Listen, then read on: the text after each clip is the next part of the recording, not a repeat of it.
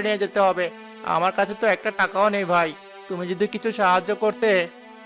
আমার কাছে টাকা চাওয়ার সাহস তোর কি করে হলো? আমি কি টাকার গাছ লাগিয়েছি?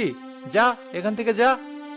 ভাই, তুমি তো আমার ছোটবেলার বন্ধু, তোমার তো এখন অনেক টাকা পয়সা হয়েছে। আমার মেয়েটা মরে যাবে ভাই, আমাকে একটু সাহায্য করো। ওনাকে ফিরিয়ে দেবেন না, আমাদের তো এখন অনেক টাকা, কিছু দিয়ে দিন। তুমি চুপ করো, এদেরকে টাকা দিলে রোজ এসে লাইনে দাঁড়াবে। যা আসলাম, আমাকে বিরক্ত করবি না। আপনি এতটা নিষ্ঠুর কি করে হলেন? একটা বাচ্চার জীবন আপনার কাছে কিছুই মনে হলো না?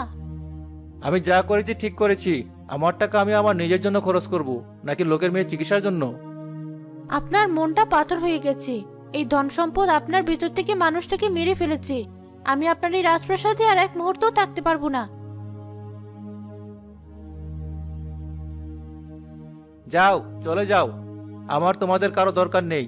আমার কাছে আমার ইচ্ছা পূরণে গাছ আছে, আমি একাই সব করতে পারবো। আকাশ আরেকটি পাতা ব্যবহার করে। আমি চাই এই গ্রামের সবাই আমাকে ভয় পাক, সবাই আমাকে সম্মান করে চলুক। জামাল, মোরল, মহাজন সবাই যেন আমার পায়ের নিচে থাকে। আমি হব এই গ্রামের একমাত্র ধনী ব্যক্তি।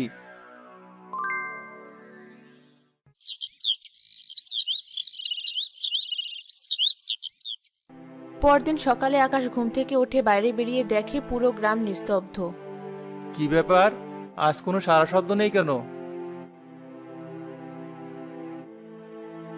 সবাই গেল কোথায়? আকাশ গ্রামের পথে হাঁটতে থাকে।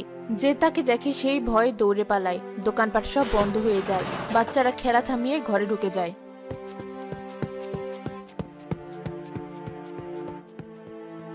ওই যে আকাশ আছে, পালা পালা। ওর চোখের দিকে তাকাস না, শুনেছি ও নাকি জাদু জানে।